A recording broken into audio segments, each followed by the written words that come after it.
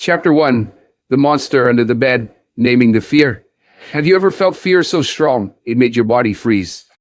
Picture this. You're standing backstage. Your heart is pounding. Your palms are sweating. Your breath is shallow.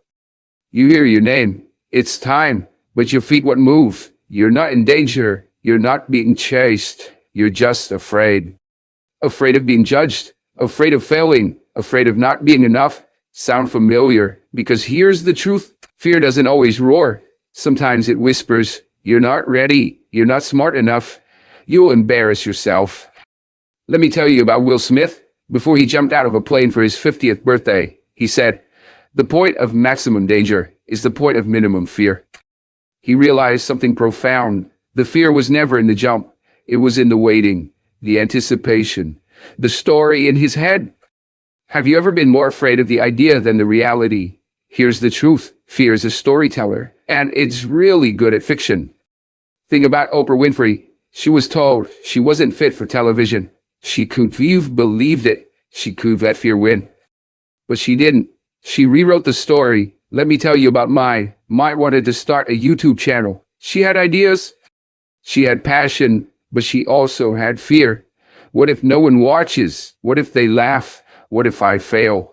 So she waited and waited and waited until one day she asked, "What if I never try?" She posted her first video. It wasn't perfect, but it was real. And now she's building a community, not because she had no fear, but because she faced it. So the next time fear whispers, ask yourself, is this truth or just a story? Because naming the fear is the first step to taming it. In Chapter 2, we'll explore how fear disguises itself and why recognizing its mask is the key to reclaiming your power. Ready to see fear clearly?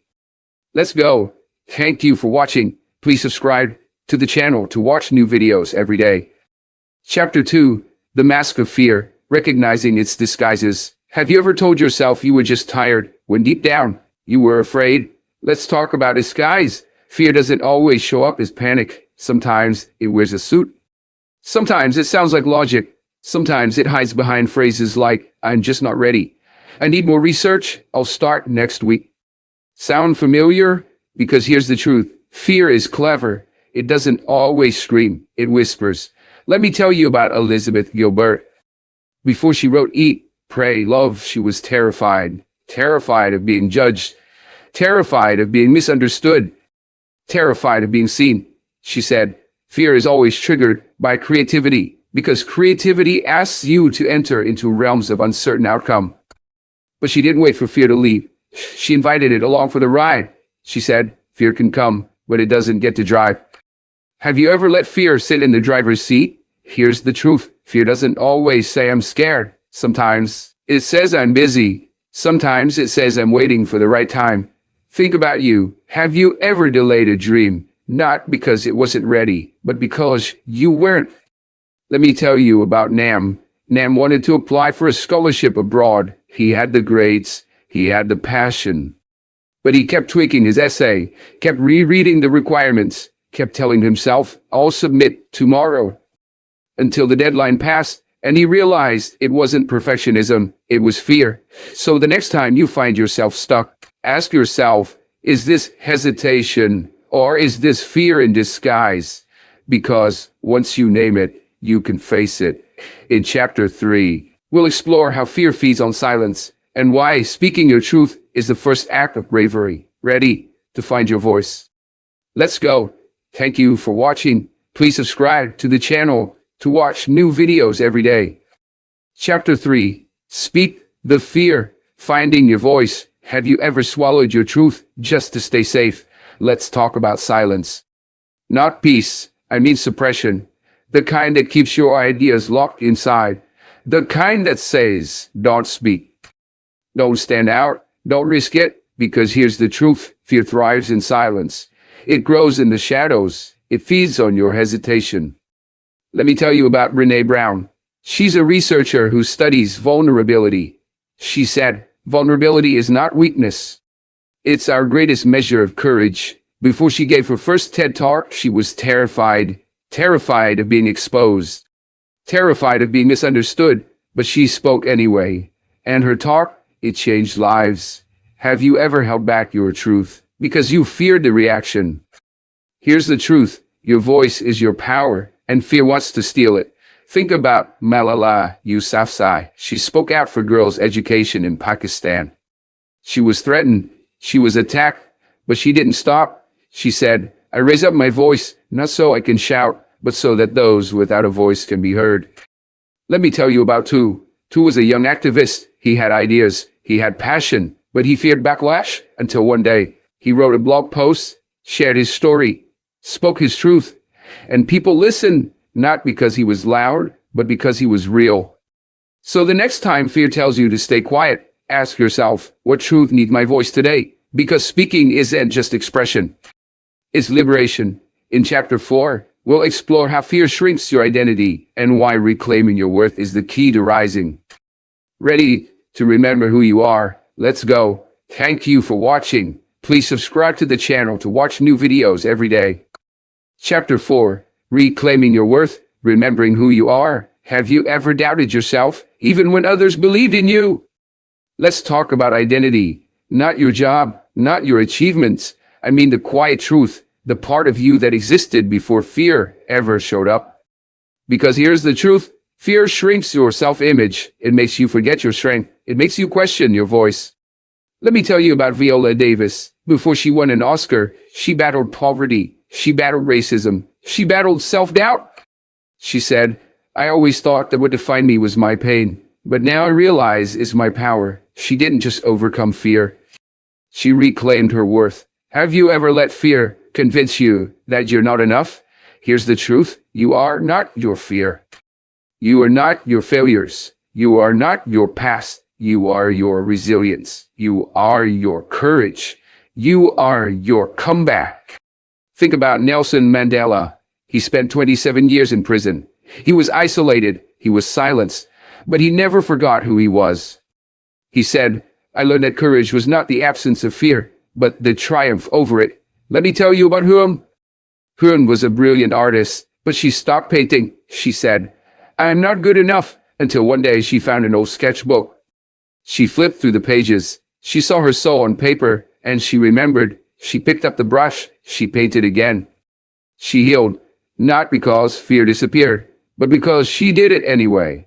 So the next time fear makes you feel small, ask yourself, who was I before the world told me to shrink? Because remembering your worth is the beginning of your rise.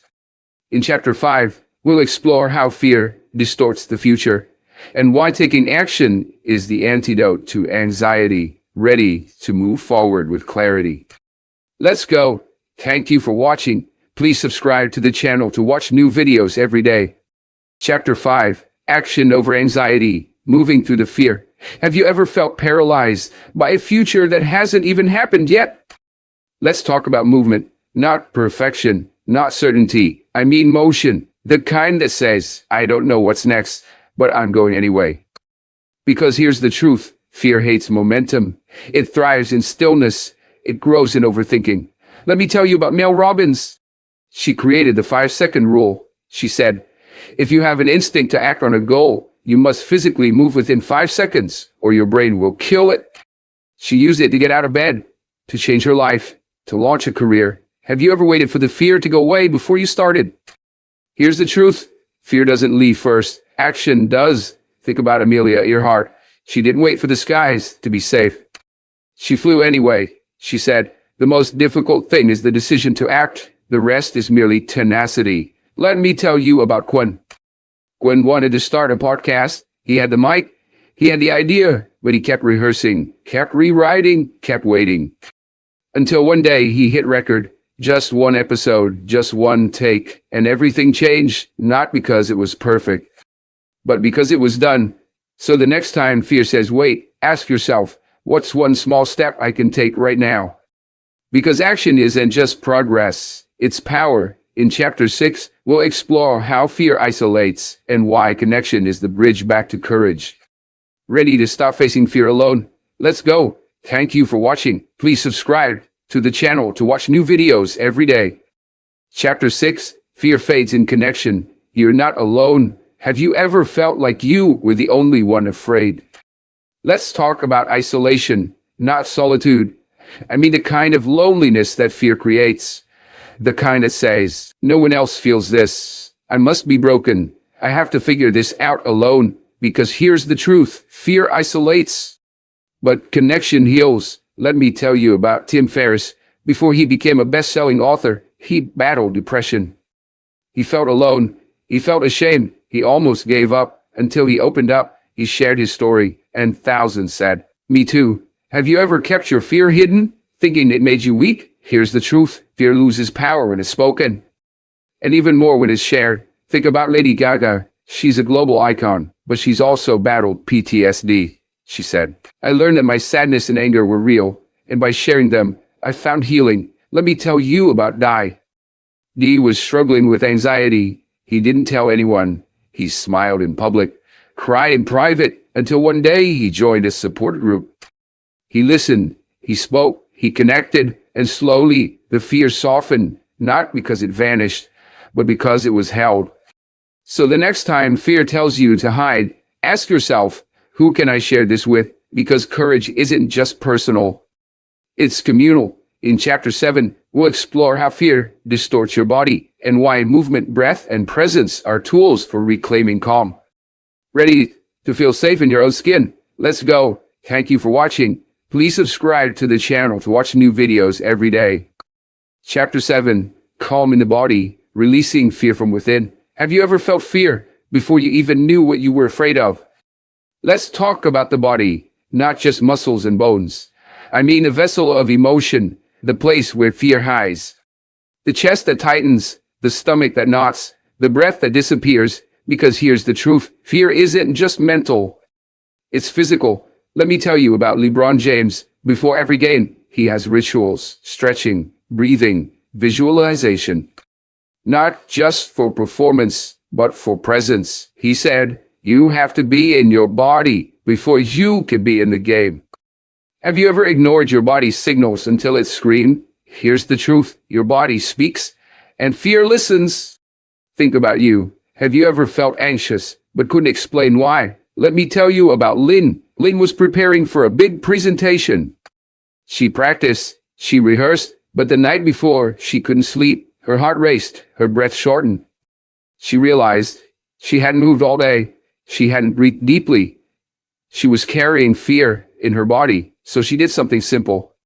She walked, she stretched, she breathed, and slowly her body softened, her mind cleared. So the next time fear shows up, ask yourself, what does my body need right now? Because calm isn't just a mindset, it's a posture. In Chapter 8, we'll explore how fear distorts your story and why rewriting your narrative is the key to freedom. Ready to become the author of your life? Let's go. Thank you for watching. Please subscribe to the channel to watch new videos every day. Chapter 8, Rewrite the Story, Becoming the Author of Your Courage. Have you ever realized the voice holding you back was your own? Let's talk about narrative, not fiction. I mean the internal script, the story you tell yourself when no one's listening. The one that says, I always mess things up. I'm not the kind of person who succeeds. I'm just not brave. Because here's the truth. Fear writes stories, but you hold the pen. Let me tell you about J.K. Rowling. Before Harry Potter became a global phenomenon, she was broke, depressed, rejected by 12 publishers. She could believe the story, I'm a failure, but she didn't. She rewrote it. She said, rock bottom became the solid foundation on which I rebuilt my life. Have you ever accepted a story that wasn't yours to carry? Here's the truth. You are not your fear. You are not your past. You are the author of your next chapter. Think about Muhammad Ali. He didn't just fight in the ring. He fought with words. He said, I am the greatest. I said that even before I knew I was. Let me tell you about Vi. Vi was told she wasn't leadership material. Too quiet, too soft. She believed it until she didn't. She started journaling. She wrote a new story. She stepped into leadership. And now she leads with empathy, clarity, and strength. Not because she changed overnight, but because her story did. So the next time fear tells you who you are, ask yourself, is this my truth or someone else's script? Because rewriting your story is rewriting your future. In Chapter 9, We'll explore how fear transforms under purpose and why meaning is the ultimate antidote to fear. Ready to turn fear into fuel? Let's go. Thank you for watching. Please subscribe to the channel to watch new videos every day. Chapter 9. Fear into Fuel. The Power of Purpose. Have you ever done something terrifying because it mattered? Let's talk about purpose, not goals, not ambition. I mean the deeper reason. The thing that makes you move despite the fear. The thing that whispers, this is bigger than me. Because here's the truth. Fear shrinks when meaning expands. Let me tell you about Viktor Frankl. He survived the Holocaust. He lost everything. But he wrote Man's Search for Meaning, a book that changed the world.